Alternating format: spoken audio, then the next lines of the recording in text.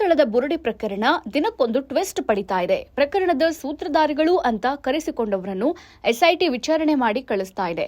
ಈ ನಡುವೆ ಬಂಗ್ಲೆಗುಡ್ಡ ಕಾಡಿನಲ್ಲಿ 3 ಅಸ್ಥಿಪಂಜರ ಪತ್ತೆಯಾಗಿದ್ದು ಎಸ್ಐಟಿ ತನಿಖೆಯನ್ನ ಮತ್ತಷ್ಟು ತೀವ್ರಗೊಳಿಸಿದೆ.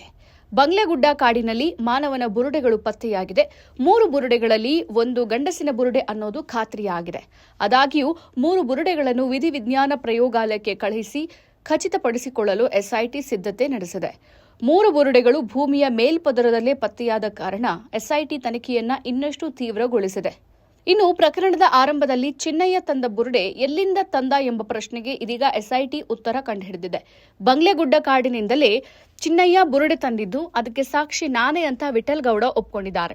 ಈ ಹಿನ್ನೆಲೆ ಎಸ್ಐಟಿ ಮತ್ತೆ ವಿಠಲ್ ಗೌಡನನ್ನ ಕರೆದೊಯ್ದು ಬಂಗ್ಲೆಗುಡ್ಡ ಕಾಡಿನಲ್ಲಿ ಮಹಜರು ನಡೆಸಿತ್ತು. ಪ್ರಕರಣದ ಸೂತ್ರಧಾರಿಗಳು ಅಂತ ಕರೆಸಿಕೊಂಡವರ ವಿಚಾರಣೆಯನ್ನ ಎಸ್ಐಟಿ ತೀವ್ರಗೊಳಿಸಿದೆ. ಆದರೆ ಯಾರ ಮೇಲೂ ಎಸ್ಐಟಿಗೆ ಪ್ರಬಲ ಸಾಕ್ಷ್ಯ ಲಭ್ಯವಾಗ್ತಿಲ್ಲ. ಇನ್ನು ಇಂದು ಸಹ ಜಯಂತ್ ಮತ್ತು ಗಿರೀಶ್ ಮಟ್ಟಣ್ಣನವರ ವಿಚಾರಣೆ ನಡೆಯಲಿದೆ. ನಿನ್ನೆ ವಿಚಾರಣೆ ಮುಗಿಸಿ ಹೊರಟ ವೇಳೆ ಮಾತನಾಡಿದ ಜಯಂತ್, ನನಗೆ ಎಸ್ಐಟಿ ಹೊಡೆದಿಲ್ಲ, ಅವರು ಕೇಳುವ ಎಲ್ಲಾ ಪ್ರಶ್ನೆಗಳಿಗೆ ಉತ್ತರ ಕೊಟ್ಟಿದ್ದೀನಿ.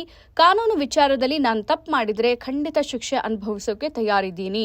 ತನಿಖೆಯಲ್ಲಿ ಸತ್ಯ ಹೊರಬರುತ್ತೆ ಅಂತ ಹೇಳಿದ್ರು. ಇನ್ನಷ್ಟು ಹೆಚ್ಚಿನ ಮಾಹಿತಿಗಾಗಿ ಫಾಲೋ ಮಾಡಿ ಬ್ರಿಗೇಡ್ ನ್ಯೂಸ್ ಕನ್ನಡ.